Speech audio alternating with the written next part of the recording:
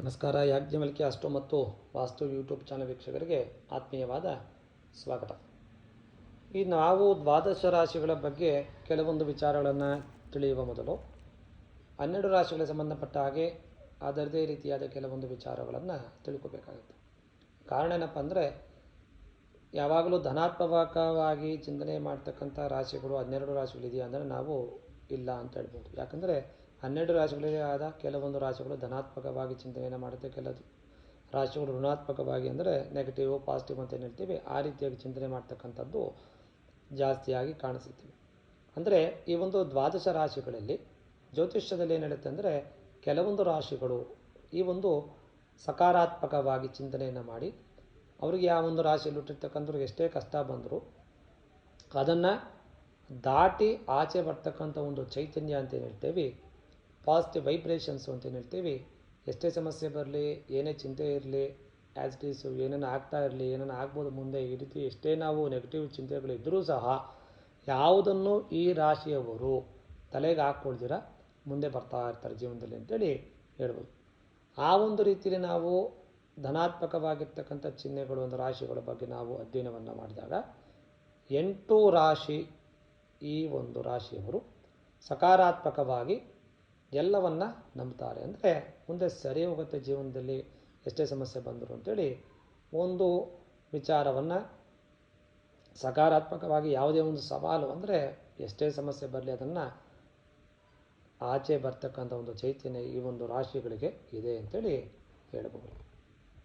ಅನೇಕ ಒಂದು ಜನರು ನಾವು ಸಕಾರಾತ್ಮಕವಾಗಿದ್ದಾಗ ಒಂದು ಸಂತೋಷ ಅಂದರೆ ಪಾಸಿಟಿವ್ ವೈಬ್ರೇಷನ್ಸ್ ಇದ್ದಾಗ ನಾವೇನು ಮಾಡ್ತೀವಿ, ದುಡ್ಡು ಕಾಸು ಹಾಕ್ಬೋದು, ಯಾವುದೋ ಒಂದು ವಿಚಾರದಲ್ಲಿ ನಾವು ಸಂತೋಷವಾಗಿರೋದಕ್ಕೆ ಒಂದು ಅವಕಾಶವನ್ನು ಸಿಗುತ್ತೆ ಅಂತೇಳಿ ಹೇಳ್ಬೋದು. ನಾವು ಪಾಸಿಟಿವ್ ಆಗಿ ಉಳಿಬೇಕು ಅಂದಾಗ, ಕಷ್ಟಗಳಿಂದ ಸುಲಭವಾಗಿ ಹೊರಬರಬೇಕು ಅಂದಾಗ ಆ ಒಂದು ಪಾಸಿಟಿವ್ನೆಸ್ ಅಂತ ಏನು ಹೇಳ್ತೀವಿ ಸಹಾಯವನ್ನು ಮಾಡುತ್ತೆ ಅಂತೇಳಿ ಹೇಳ್ತೀವಿ.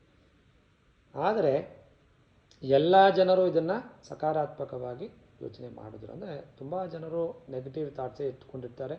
ನೆಗೆಟಿವ್ ಆಗಿ ಯೋಚನೆ ಮಾಡ್ತಾರೆ, ಏನೋ ಒಂದು ಆಯಿತು ಅಂದರೆ ಅದೇ ಆಗುತ್ತೆ, ಇಲ್ಲ ಹಿಂಗೆ ಆಗಲ್ಲ, ಅದನ್ನೇ ಸಾಕಷ್ಟು ಜನ ಒಂದು ಕಾಮನ್ ಆಗಿ ಥಿಂಕ್ ಮಾಡ್ತಾ ಇರ್ತಾರೆ. ಆದರೆ ಈ ಒಂದು 8 ರಾಶಿಯವರು ಮಾತ್ರ ಯಾವಾಗಲೂ ಪಾಸಿಟಿವ್ ಅಂದರೆ ಸಕಾರಾತ್ಮಕವಾಗಿ ಒಂದು ಯೋಚನೆಯನ್ನು ಮಾಡ್ತಾರೆ. ಅಂದರೆ ಎಲ್ಲ ಸರಿ ಹೋಗುತ್ತೆ ಜೀವನದಲ್ಲಿ, ಯಾವುದೇ ಸಮಸ್ಯೆ ಬಂದರೂ ಮುಂದೆ ಬರಬಹುದು ಅಂತೇಳಿ ಯೋಚನೆಯನ್ನು ಮಾಡ್ತಾರೆ ಅಂತೇಳಿ ಎಲ್ಲ ಸವಾಲನ್ನು ಎದುರಿಸಿದರು, ಎಂಥ ಸಮಸ್ಯೆಯನ್ನು ಎದುರಿಸಿದರೂ ಮಾತ್ರ ಸಕಾರಾತ್ಮಕವಾಗಿ ಯೋಚನೆಯನ್ನು ಮಾಡ್ತಕ್ಕಂಥ ಆ 8 ರಾಶಿಗಳು ಯಾವುದು ಅಂತ ನಾವು ಇವತ್ತು ವಿಚಾರಗಳನ್ನು ಮಾಡೋಣ. ಪ್ರಾರಂಭದಲ್ಲಿರ್ತಕ್ಕಂಥದ್ದು ಮೇಷರಾಶಿ. ಈ ಮೇಷರಾಶಿಯವರು ಯಾವುದೇ ಒಂದು ವಿಚಾರಕ್ಕೆ ಸಾಮಾನ್ಯವಾಗಿರ್ತಕ್ಕಂಥದ್ದು ಒಂದು ಪಾಸಿಟಿವ್ ವೈಬ್ರೇಷನ್ಸ್ ಏನಪ್ಪ ಅಂದರೆ ಭಯವನ್ನು ಪಡೋದಿಲ್ಲ. ಏನೇ ಆಗಲಿ ಒಂದು ತುಂಬ ಎಚ್ಚರಿಕೆಯಿಂದ ಕೆಲಸವನ್ನು ಮಾಡೋದಕ್ಕೆ ಯೋಚನೆಯನ್ನು ಮಾಡ್ತಾರೆ. ಅದೇ ರೀತಿ ಅದರಿಂದ ಯಾವುದೇ ಒಂದು ಸಮಸ್ಯೆಯಲ್ಲಿ ಸಿಕ್ಕಾಕೊಂಡಿದ್ದರೂ ಸಹ ಅದರಿಂದ ಯಾವ ರೀತಿ ಆಚೆ ಬರಬೇಕು ಅನ್ನೋ ಒಂದು ಯೋಚನೆ ಇವರಿಗೆ ತುಂಬ ಚೆನ್ನಾಗಿ ಯೋಚನೆಯನ್ನು ಮಾಡ್ತಾರೆ. ಹಾಗಾಗಿ ತುಂಬ ಅಪರೂಪವಾಗಿ ಒಂದು ಯೋಚನಾ ಶೈಲಿ ಇವರಲ್ಲಿ ಮೇಷರಾಶಿಯಲ್ಲಿ ಇಟ್ಟಿರ್ತಕ್ಕಂಥ ವ್ಯಕ್ತಿಗಳಿಗಿರುತ್ತೆ ಅಂತೇಳಿ ಹೇಳ್ತಾರೆ. ಹಾಗಾಗಿ ಆ ಒಂದು ಪಾಸಿಟಿವ್ ವೈಬ್ರೇಷನ್ಸಿಂದ ಇವರು ಏನೇ ಆದರೂ ಅದರಿಂದ ಆಚೆ ಬರ್ತಕ್ಕಂಥ ಒಂದು ಚೈತನ್ಯ ಇವರಿಗೆ ಇದೆ ಅಂತೇಳಿ ಹೇಳ್ಬೋದು. ಮುಂದಿನ ಒಂದು ರಾಶಿ ಅಂದರೆ ಮಿಥುನ ರಾಶಿ.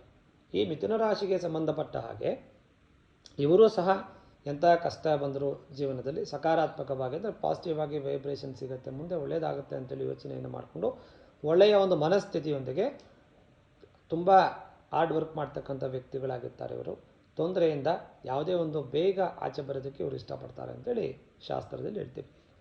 ಯಾವುದೇ ಒಂದು ಕಷ್ಟ ಬಂದರೂ ಅವರು ಅದನ್ನು ತೆಗೆದುಕೊಳ್ಳೋಕ್ಕೆ ಇಷ್ಟಪಡೋದಿಲ್ಲ. ಮಿಥುನ ರಾಶಿಯವರು ಕಷ್ಟದಿಂದ ಆಚೆ ಬಹಳ ಬೇಗ ಹೊರಬರಬೇಕು ಅಂತೇಳಿ ಅದನ್ನು ಹೆಚ್ಚಿನ ರೀತಿಯಲ್ಲಿ ಅವರು ಗಮನವನ್ನು ಕೊಡ್ತಾರೆ ಅಂತೇಳಿ ಇರಬಹುದು. ಮುಂದಿನ ಒಂದು ರಾಶಿ ಅಂದಾಗ ತುಲಾರಾಶಿ. ಈ ತುಲಾರಾಶಿಯವರು ಸಹ ಯಾವತ್ತೂ ನೆಗೆಟಿವ್ ಥಾಟ್ಸ್ ಸ್ವಲ್ಪ ಇವರಿಗೆ ಕಮ್ಮಿ.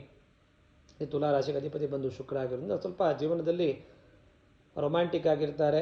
ಎಲ್ಲ ಜೀವನದಲ್ಲಿ ಎಲ್ಲರನ್ನು ತುಂಬ ಇಷ್ಟಪಡ್ತಾರೆ, ಪ್ರೀತಿ ವಿಷಯದಲ್ಲಿ ತುಂಬ ಆಸಕ್ತಿಯನ್ನು ತೋರುತ್ತಾರೆ. ಅದಕ್ಕಾಗಿ ಯಾವಾಗಲೂ ಒಳ್ಳೆಯ ಒಂದು ಆಲೋಚನೆಯೊಂದಿಗೆ ಸಕಾರಾತ್ಮಕವಾಗಿ ಪಾಸಿಟಿವ್ ಆಗಿ ಒಂದು ಎನರ್ಜಿಯನ್ನು ಅಂತ ಹೇಳ್ತೀವಿ ಅವ್ರಿಗೆ ತುಂಬ ಪಾಸಿಟಿವ್ ಆಗಿ ಯೋಚನೆ ಮಾಡ್ತಾರೆ. ಅದನ್ನೇ ಆ ಜೊತೆಯಲ್ಲಿ ಮುಂದುವರಿತಾರೆ ಅಂತೇಳಿ ಹೇಳ್ಬೋದು. ಹೊಸ ಅವಕಾಶಗಳನ್ನು ಹುಡುಕ್ತಾ ಇರ್ತಾರೆ. ಯಾವ ರೀತಿ ಒಂದು ಅವಕಾಶ ಸಿಗುತ್ತೆ ಕೆಲಸದಲ್ಲಿ ಮಾಡ್ತಕ್ಕಂಥದ್ದಲ್ಲಿ ಹೊಸಬದನ್ನು ಬಯಸ್ತಕ್ಕಂಥ ಒಂದು ತುಲಾರಾಶಿಯವರು.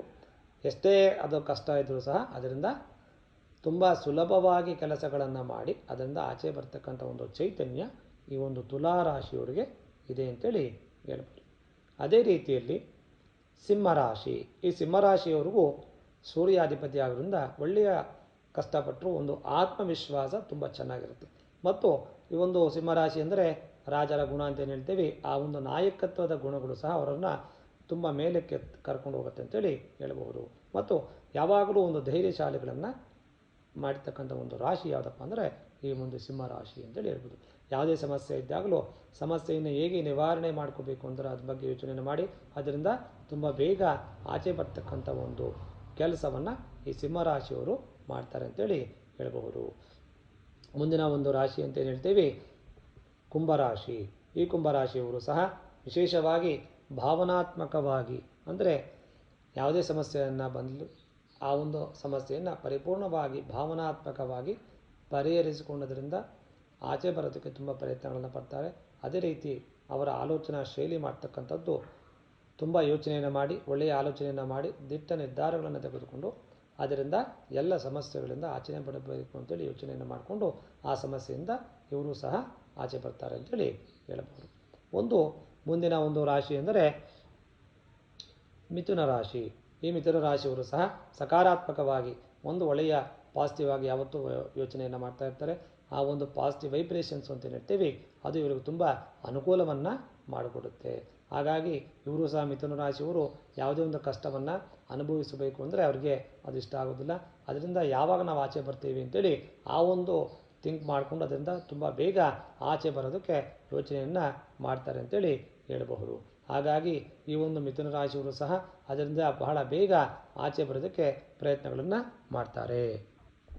ಮುಂದಿನ ರಾಶಿ ವೃಶ್ಚಿಕ ರಾಶಿ. ಈ ವೃಶ್ಚಿಕ ರಾಶಿಯವರಿಗೆ ಅಧಿಪತಿ ಬಂದು ಕುಜ. ತುಂಬ ಧೈರ್ಯಶಾಲಿಗಳಾಗಿರ್ತಾರೆ.